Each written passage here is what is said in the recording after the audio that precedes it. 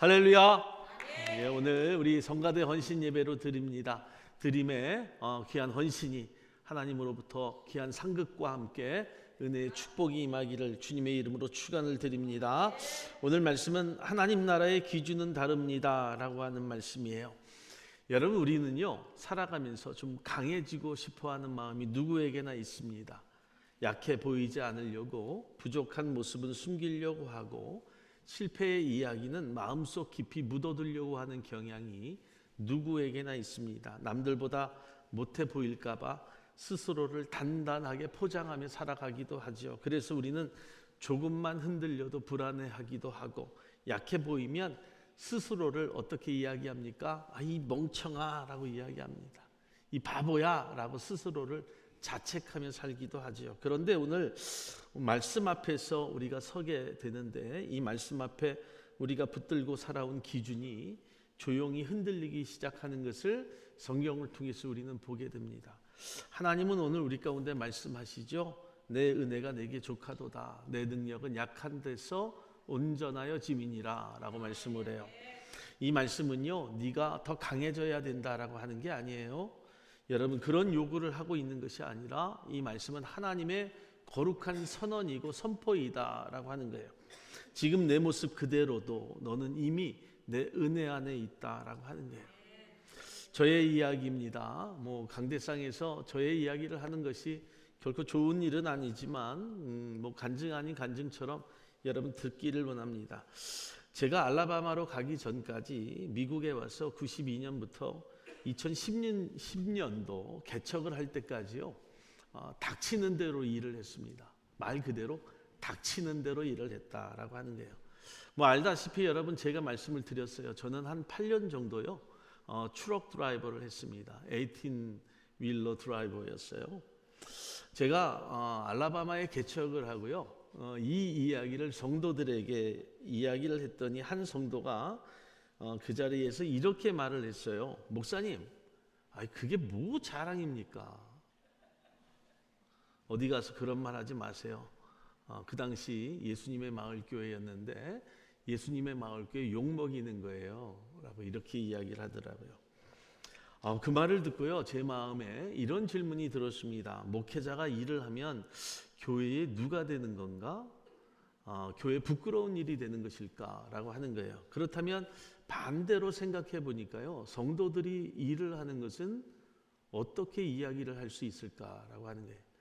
일부 예배 때도 말씀을 나누었는데요, 한국에 있어서 살면 이런 일을 안 해도 될 분들이 미국에 와서 하는 분들이 많죠.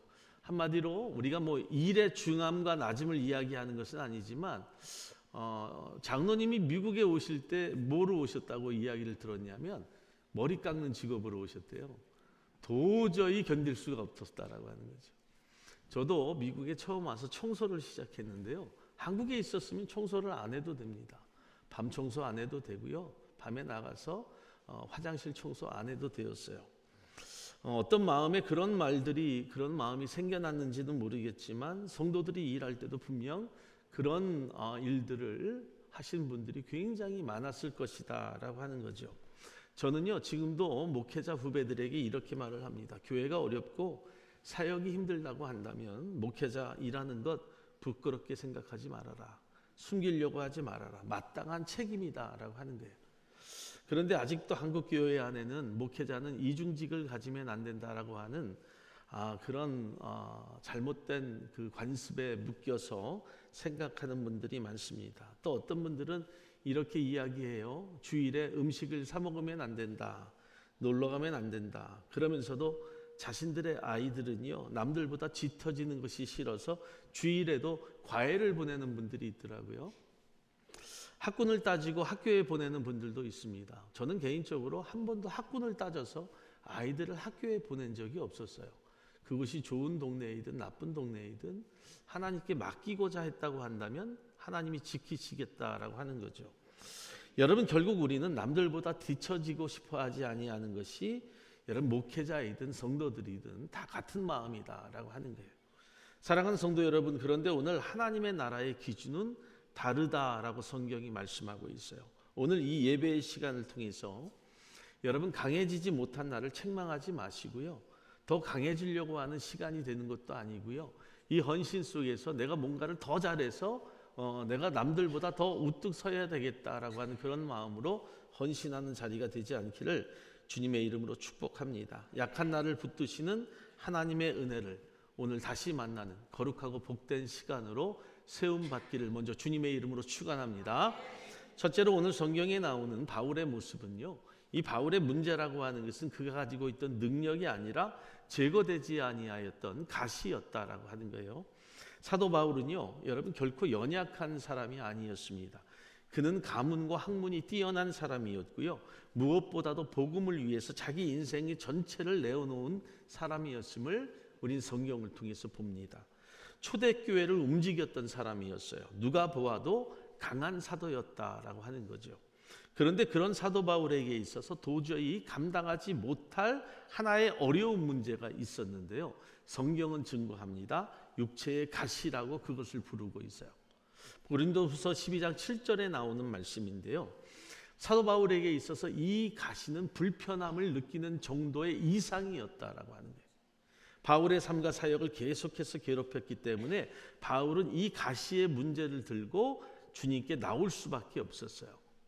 성경은 분명히 말합니다. 주여 이것을 내게서 떠나가게 하옵소서라고 3번이나 간구했던 것을 우리는 성경을 통해서 봅니다. 그런데 여기에 놀라운 일이 한 가지가 일어나요. 하나님은요, 이 사도 바울의 기도를 무시하지 않으셨어요. 다만 바울이 기대했던 방식으로 응답하지 않으셨을 뿐이다 라고 하는 거죠. 가시는 사라지지 않았습니다. 여전히 바울에게 있었어요. 문제는 대신 하나님은 바울의 시선을 이 가시의 문제에서 복음으로 그 시선을 옮기게 하셨다라고 하는 거예요. 사랑하는 여러분, 십자가의 복음은요, 가시의 삶을 약속하지 않습니다. 가시 없는 자의 삶을 약속하지 않는다라고 하는 거예요. 꼭 기억해야 될 것이 한 가지가 있어요. 우리가 성도로서 예수 그리스도를 믿는 자들로서 예수 그리스도의 복음은 고난이 전혀 없는 삶을 약속하지 않고 있다는 거예요. 예수님 자신이 그러했죠. 죄가 없으셨지만 고난을 받으셨고 힘과 능력이 없어서가 아니라 순종 때문에 십자가를 지셨던 것을 우리는 볼 수 있습니다. 이사야는 고백합니다. 그는 멸시를 받아 사람들에게 버리셨으며 간고를 많이 겪었으며 질고를 아는 자라라고 이렇게 말씀을 해요. 히브리서도 이렇게 증언을 합니다. 그가 아들이면서도 받으신 고난으로 순종함을 배웠다고 히브리서 5장 8절에 성경이 증거를 하고 있어요. 복음의 핵심은요, 고난이 사라지는 것이 아니에요. 여러분, 고난 속에서 드러나는 하나님의 구원의 역사라고 하는 사실을 저와 여러분들이 반드시 알기를 주님의 이름으로 축원을 드립니다. 우리의 직업의 높고 낮음이 아니에요. 우리가 일하고 수고하는 땀의 경중의 모습이 아니라고 하는 게. 그렇기 때문에 바울의 가시는 실패가 아니라 하나님이 우리 가운데 허락하여 주셨던 십자가 복음의 자리였다라고 하는 거죠. 아마 사도 바울은 이렇게 생각했을지도 몰라요. 이 가시만 없었다면 사역을 내가 더 잘할 수 있었을 텐데 라고 하는 그런 생각. 그런데 하나님은 바울의 사역을 어떤 능력이나 환경이나 조건에 두지 않으셨던 것을 우리는 분명히 볼 수 있습니다. 왜냐하면 복음의 능력은 사람의 강함에서 나오는 것이 결코 아니기 때문이라는 거예요. 우리는 얼마나 많은 그런 이야기를 합니까? 조금 더 시간이 주어지면이라고 하는 말을 많이 합니다. 시간이 좀 더 내게 있었으면 하는 말들, 조금 바쁜 것들이 사라지면이라고 하는 말들을 얼마나 많이 해요. 그런데 여러분, 바울은 고린도 교회에 이렇게 고백을 합니다. 내가 너희 가운데 거할 때 약하고 두려워하고 심히 떨었노라. 이는 너희 믿음이 사람의 지혜에 있지 아니하고 다만 하나님의 능력에 있게 하려 하였노라. 사랑하는 여러분, 사도 바울이요, 그의 능력이 얼마나 많았습니까? 그에게 힘이 얼마나 강했습니까? 그럼에도 불구하고 그는 약했다, 그는 두려워했다, 심히 떨었다라고 말씀을 하고 있어요. 그리고 이렇게 말합니다. 그런데 로마서 1장 16절에 그가 이렇게 고백을 해요. 복음은 모든 믿는 자에게 구원을 주시는 하나님의 능력이다라고 하는 거예요. 오늘날 사도 바울이 우리 가운데 전하고자 했던 것은요, 그가 가진 능력이 아니었습니다. 그가 가진 힘이 아니었다라고 하는 거예요. 오직 우리에게 주시는 하나님의 구원의 능력을 전하고자 했다라고 하는 거죠. 바울의 가시는 복음을 가리는 장애물이 아니라 복음이 더 선명해지는 자리였음을 말씀하고 있는 거예요. 여러분 삶의 자리에서 얼마나 많은 고난들과 역경들이 있습니까? 우리는 그 문제들을 좀 없애달라고 이야기할 때가 너무도 많죠. 그러나 우리는 사도 바울의 고백처럼 그 문제를 통해서 하나님의 능력의 구원의 모습이 더 나타날 수 있도록 그 자리를 만드는 것이 우리 성도들의 사명이 되어야 함을 증거받는 거예요. 바울은 십자가 앞으로 하나님이 이끄셨다라고 하는 거예요. 사랑하는 저와 여러분들, 하나님은 그 가시를 제거해 주지 아니하셨어요. 그런데 중요한 것이 한 가지가 있습니다. 하나님은 그럼에도 바울을 혼자 두지 아니하셨다라고 하는 거예요. 오히려 그 가시를 통해서 바울이 붙들어야 할 것이 능력이나 성과가 아니라 나의 은혜라고 하는 사실을 알게 하셨다는 거예요. 여러분, 오늘날 우리가 헌신하는 일들, 하나님 앞에 붙잡힌 바 되어 나가는 일들을 나의 능력이라고 생각하지 마세요. 내가 가진 힘이라고, 내가 가진 어떠한 조건과 환경이라고 생각하지 말라는 거예요.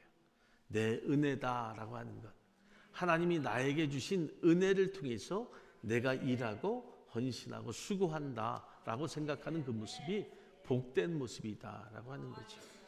그렇기 때문에 오늘 사도 바울은 내 은혜가 네게 족하도다라고 하는 이 말씀을 통해서 바울은 좌절하지 않았어요. 오히려 하나님을 더 붙드는 계기가 되었다라고 하는 거죠. 바울은 이렇게 고백합니다. 갈라디아서 2장 20절의 말씀, 우리 다 같이 봉독합니다. 내가 그리스도와 함께 십자가에 못 박혔나니 그런즉 이제는 내가 사는 것이 아니요 오직 내 안에 그리스도께서 사시는 것이라. 예, 맞습니다. 여러분들의 문제들이요, 어떤 믿음을 가리는 것이 아니라 정말 하나님의 능력이 더 선명해지는 우리 사랑하는 성도들의 삶이 되기를 주님의 이름으로 간절히 축복을 드립니다. 그 믿음 안에서 온전케 되는 우리 사랑하는 성가대, 또 우리 사랑하는 모든 성도들 되기를 주님의 이름으로 간절히 축원을 드립니다. 두 번째, 하나님은요, 문제를 없애기보다 은혜를 더하신다라고 하는 거예요. 그 은혜는 여러분 지금도 충분합니다. 충분합니다. 우리는 자꾸 은혜를 찾아 떠나기를 원하지만 이미 그 받은 은혜로 우리가 살아가고 있음을 고백하기를 주님의 이름으로 축복합니다. 여러분, 바울의 간절한 기도에 대해서 하나님의 대답은 의외로 단순했어요. 단순했습니다. 내 은혜가 내게 족하도다. 이 말씀은요, 하나님의 거룩한 선언입니다. 지금 이 상태에서도 너는 이미 은혜 안에 있다라고 하는 거예요. 여러분, 우리는 자꾸 은혜를 바라고 소망하지만 이미 저와 여러분들은 은혜를 받은 자들이에요. 은혜가 충만한 자들이다라고 하는 거죠. 그 은혜 속에 지금도 살고 있음을 고백하는 우리 사랑하는 성도들 되기를 예수님의 이름으로 축복합니다.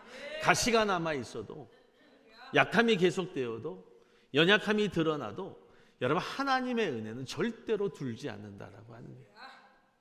우리는 은혜의 경중을 이야기합니다. 높고 낮음을 이야기하고요, 은혜를 가진 것과 없는 것으로 판단하지만 하나님의 은혜는 한 번도 줄어든 적이 없다라고 합니다. 왜냐하면 은혜는 우리의 상태에서 나오는 것이 아니라 그리스도의 십자가의 은혜로부터 흘러나오는 것이기 때문에 하나님의 생명의 샘의 근원은 한 번도 마른 적이 없다라고 합니다. 그렇기 때문에 복음은 문제없는 삶보다도 동행하시는 하나님을 역사를 말씀하고 있다라고 하는 거죠.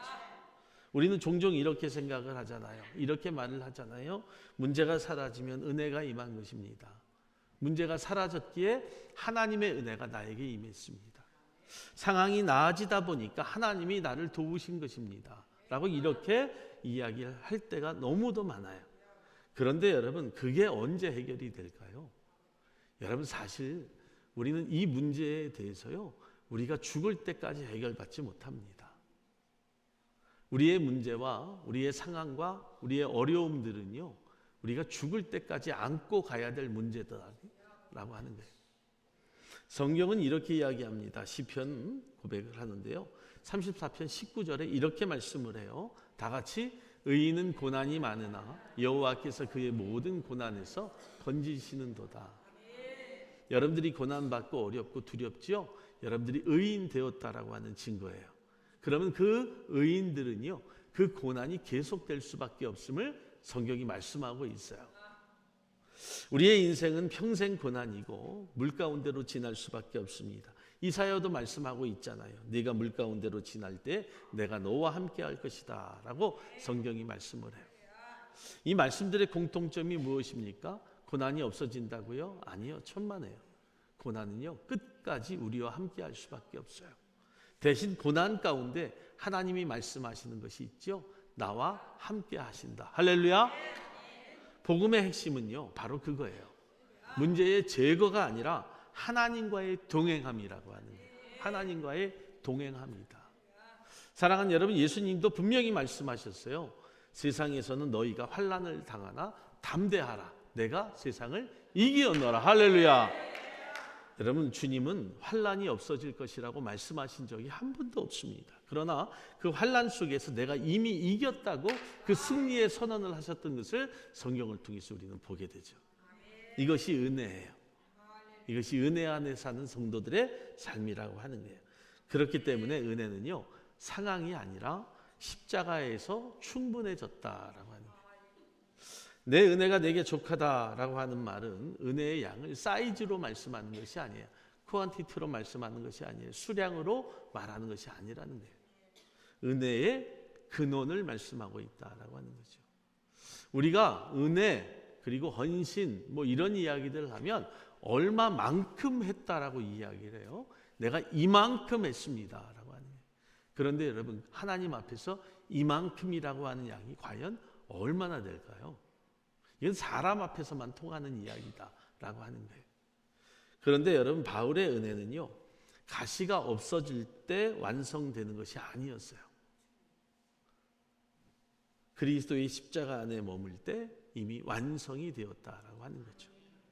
우리도 은혜를 받으려고 하는 것이 아니라 이미 은혜 받은 자들이다라고 하는 사실을 온전히 깨닫기를 먼저 주님의 이름으로 축복합니다. 로마서는 이렇게 고백을 해요. 자기 아들을 아끼지 아니하시고 다 같이 우리 모든 사람을 위하여 내주신 이가 어찌 그 아들과 함께 모든 것을 우리에게 주시지 아니하겠느냐. 십자가에 이미 주신 생명의 은혜가 우리 가운데 있잖아요. 우리가 더 큰 은혜를 무엇으로 바라기를 원합니까? 이미 그분의 아들 예수 그리스도 독생자를 우리 가운데 피값으로 주셨잖아요. 우리가 무엇을 더 원하며 살기를 원하세요?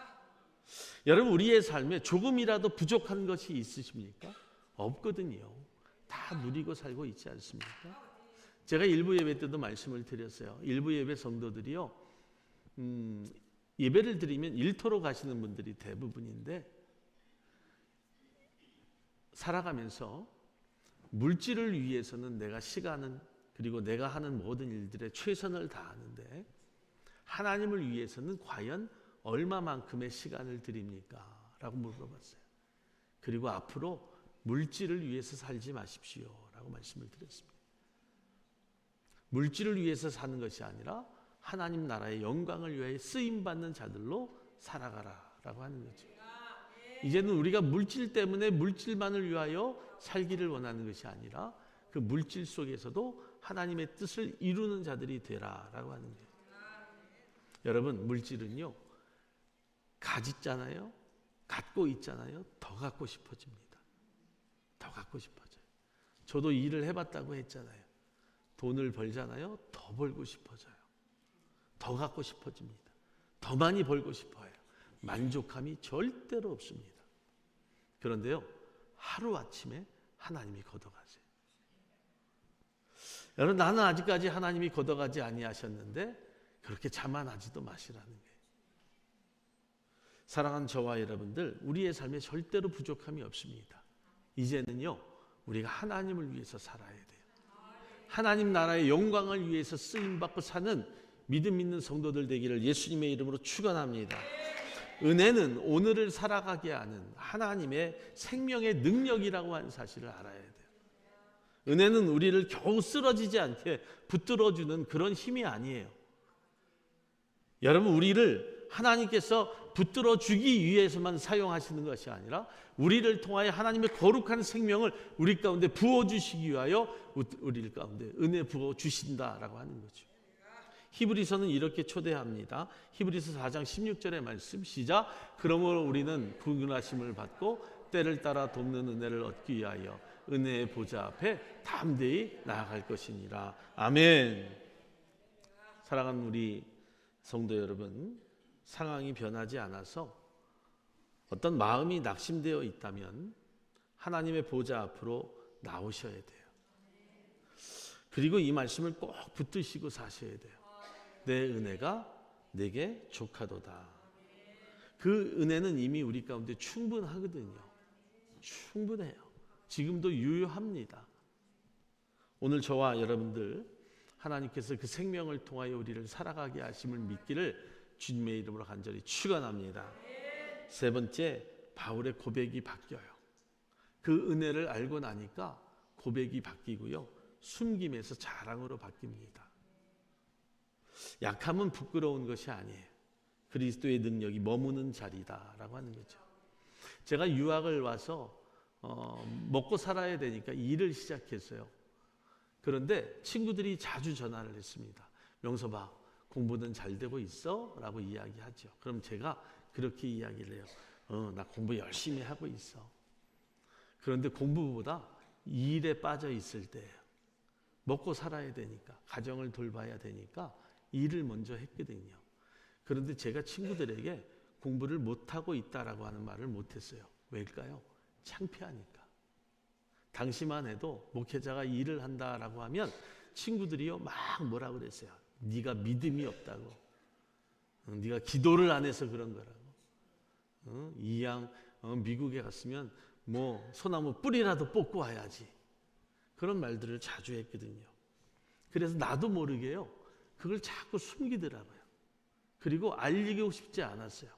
그리고 친구들이 오겠다라고 해도 오지 못하게 했어요. 심지어는 부모님도 못 오게 했어요. 자꾸 나를 가리게 되고 숨기게 되고 감추게 되었어요. 그런데 어느 날 하나님의 기준을 받아들이게 되자, 여러분, 나도 제가 사도 바울은 아니지만 그 고백이 완전히 달라지게 되더라고요. 뭐 어때? 뭐 어때? 내가 일하는 것이 남을 해치는 일도 아니고 남을 나쁘게 하는 일도 아닌데 뭐 어때? 라고 하는 거죠. 사랑하는 여러분, 이전에 바울은요 가시를 숨기고 싶어 했어요. 보여주고 싶지 않았어요. 없애지기를 원했다라고 하는 거죠. 우리의 삶의 가시들이 얼마나 많습니까? 물질이 가시가 될 수 있고요, 자녀가 가시가 될 수 있고, 가정의 모습, 뭐 어떤 부부의 모습이 가시가 될 수 있어요. 그런데 우리는 자꾸 숨기려고 하죠. 드러내보고 싶어 하지 않아요. 혹시라도 이 약함이 사역의 걸림돌이 되는 것은 아닐까 마음속으로 염려하며 살아요. 그런데 이제 바울의 입에서 전혀 다른 고백이 나오죠. 어떤 고백이 나옵니까? 그러므로 도리어 크게 기뻐함으로 라고 이야기해요. 도리어 기뻐함으로 나의 여러 약한 것들에 대하여 자랑하리니. 그 가시만 놓고 자랑한 것이 아니라 다른 여러 약한 것들이 있었음에도 불구하고 그것을 자랑했다라고 하는 거죠. 우리의 삶에 여러 약한 것들이 있습니다. 숨기려고 하는 것들이 있죠. 그런데 여러분, 오늘 이 사도 바울의 고백은요 자포자기가 아니에요. 그리고 영적인 패배의 선언도 아니라고 하는 거예요. 이것은 하나님 나라의 기준을 받아들인 성숙한 성도의 믿음의 고백이다라고 하는 거죠. 사랑하는 여러분, 세상에서 약함을 감추는 것이 어떻게 보면 지혜처럼 보입니다. 잘 감추었다고. 학자들은 이 바울의 가시를 무엇이라고 이야기합니까? 간질병일 것이다 라고 추측을 해요. 간질병이 뭡니까? 여러분, 입에 거품을 물어요. 흰 거품이 막 나와요. 사지를 막 떠는 병입니다. 눈동자가 돌아가서 흰자가 보여요. 사람들이 그런 모습을 보면요, 아무리 강한 심장을 가진 사람이라 할지라도 도망가요. 보고 싶어 하지 않거든요. 제가 어릴 적 이 간질병을 알았던 형이 저희 옆집에 살았어요. 그분이 그 동네의 통장이셨어요. 한마디로 말하면 유지였다라고 하는 거예요. 그런데 이 통장 아저씨가 이 형을 학교에 보내지 않았어요. 옛날에는 왜 그런 일들이 많았는지 몰라요. 조금이라도 몸이 불편하거나 그리고 남들이 볼 때 조금이라도 좀 이상하다 싶으면 학교를 보내지 않더라고요. 그리고 집에 숨겨놓고 살았어요. 그 형이요, 늘 위축이 되었어요. 추리닝에 쓰레빠에 다 찢어진 옷에 동네를 배회하면서 하루를 보내는 것을 보게 되었어요. 사랑하는 여러분, 이게 세상이에요. 세상은요, 자기 자식도 감추려고 합니다. 사람들이 볼 때 불편하다고 생각하면 알리고 싶지 아니하다라고 하는 거죠. 실패는 덮어버리고 연약함은 포장하고 강한 모습만 보여주려고 해요. 그런데 바울은 더 이상 이 자신의 약함을 숨기지 않게 돼요. 왜입니까? 이 약함을 숨길수록 누가 드러나요? 사람이 드러나거든요. 그런데 약함을 드러낼수록 그리스도가 드러난다는 사실을 이 사도 바울은 깨달은 거예요. 예수님이 이렇게 말씀하셨어요. 요한복음 15장 5절에 나를 떠나선 너희가 아무것도 할 수 없음이라 라고 말씀을 해요. 약함은 내가 아무것도 아님을 인정하는 자리, 그리고 바로 그 자리에서 그리스도의 능력이 시작되는 자리. 사랑하는 저와 여러분들, 바울의 약함 속에서 이제 이 사도 바울은 의지의 대상이 바뀌어요. 그전에는 사람들 눈치 보았고요, 사람들의 말에 귀를 기울였지만 이제는 그 사람들의 말과 행동에 관심 두지 아니하고 오직 그리스도만 의지하게 돼요. 이것이 우리의 삶에 꼭 필요한 부분들이다라고 하는 거죠. 바울이 약함을 자랑하지 않는 이유는 분명합니다. 바로 이는 그리스도의 능력이 내게 머물게 하려 함이니라. 그래서 바울의 자랑함이 바뀌게 되었다라고 하는 거죠. 그리스도를 자랑하게 하기 위함이었다. 이제 바울의 자랑은요, 어떤 자신의 헌신이 자랑이 아니에요. 우리가 오늘 헌신 예배를 드리면서 우리가 하나님 앞에 헌신하는 거룩한 믿음의 성도들로 살아가면서 이제부터의 자랑이 내 헌신이 아니라 나의 능력도 아니라는 거죠. 지금까지는 내 능력, 내 힘으로 해왔지만 그 사역도 열매가 아니었음을 알게 되었다라고 하는 거예요. 그의 자랑은 이제 누구를 의지하느냐, 이게 중요한 거예요. 사랑하는 여러분, 이 한 해 누구를 의지하며 살 것인가를 반드시 깨닫기를 주님의 이름으로 축복합니다. 시편 기자는 반드시 이렇게 고백을 해요. 시편 20편 7절 시작. 어떤 사람은 병거, 어떤 사람은 말을 의지하나 우리는 여호와 우리 하나님의 이름을 자랑하리로다. 아멘. 에레미야도 고백을 합니다. 에레미야 17장 7절에 여호와를 의지하며 여호와를 의지하는 자는 복을 받을 것이다. 아멘. 우리 의지의 대상을 바꿔보세요. 예전에는 물질이었고요, 예전에는 건강이었고요, 예전에는 어떤 내 속에서 일어나는 일들, 일이었다라고 한다면, 그것이 의지의 대상이었다고 한다면 이제부터는 하나님을 온전한 대상으로 여기시기를 주님의 이름으로 축복합니다. 의지의 대상을 분명히 바꾸는 자들은요, 은혜의 통로가 열리게 되어 있어요. 그렇기 때문에 오늘 하나님의 나라는 약함이 아니라 실패가 아니다. 오히려 그 약함은 주님이 머무실 수 있는 공간이 된다라고 한 사실도 분명히 아셔야 돼요. 주님의 탄생에는요, 잘 보셔야 돼요. 사람의 자리에 주님이 가실 때 사람이 그 자리에 꽉 차 있었죠. 주님이 머무실 곳이 없었어요. 하지만 약하게 보이는 말규를 가니까 그 자리에 주님이 누일 곳을 찾게 되었다라고 하는 거예요. 여러분, 내가 강하잖아요. 내가 능력이 많다라고 생각을 하잖아요. 주님이 머무실 자리가 없어요. 내가 꽉 차 있으면 은혜가 비집고 들어갈 틈이 없다라고 하는 거죠. 그런데 내가 비워질 때, 내가 약해질 때 그 자리에 그리스도의 능력과 은혜가 풍성히 임함을 저와 여러분들이 알기를 주님의 이름으로 축복합니다. 성경은 분명히 말을 해요. 고린도전서 1장 29절에 시작. 이는 아무 육체도 하나님 앞에서 자랑하지 못하게 하려 하심이라. 아멘. 또 이렇게 말씀을 하세요. 시편 34편 18절의 말씀. 여호와는 마음이 상한 자에게 가까이 하시고 충심으로 통회하는 자를 구원하시는도다. 아멘. 오늘 저와 여러분들, 하나님은 멀리 계시지 않아요. 항상 나와 함께 동행하시고 가까이 계심을 믿기를 주님의 이름으로 축복합니다. 자, 보세요. 바울이 그 약함 때문에 무너졌습니까? 그 가시 때문에 넘어졌습니까? 그러지 않았다라고 하는 거예요. 오히려 그 약함과 가시 때문에 그리스도의 능력 안으로 더 깊이 바울이 들어갈 수 있었어요. 오늘 저와 여러분들, 우리의 삶에도 어떤 숨기고 싶은 약함이 있다고 한다면 그건 부끄러움이 아니다. 주님이 우리 가운데 머무실 자리임을 저와 여러분들 알기를 주님의 이름으로 간절히 축원을 드립니다. 말씀을 마칩니다. 오늘 우리의 삶을 조용히 한번 돌아보면 어때요? 아직 해결되지 못한 문제들도 있습니다. 사라지지 아니하는 가시들도 있고요. 남들에게 말하지 못하는 연약함이 우리 안에 남아 있어요. 그런데 혹시 그것 때문에 하나님이 나를 떠난 것은 아닐까라고 하는 염려가 생기십니까?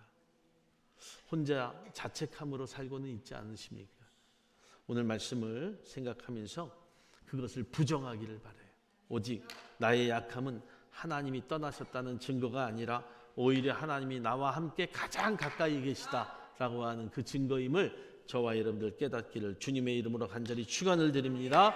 이 한 주간 강해지려고 애쓰는 그 시간들이 아니라 내가 은혜 안에 머무는 신앙으로 내 삶이 하나님 앞에서 온전히 드러나는 자의 삶으로 그리스도를 자랑하는 자의 삶으로 살아가는 복된 한 주간이 되기를 예수님의 이름으로 축원합니다. 축원합니다. 우리 하나님께 영광의 박수 올려드립니다.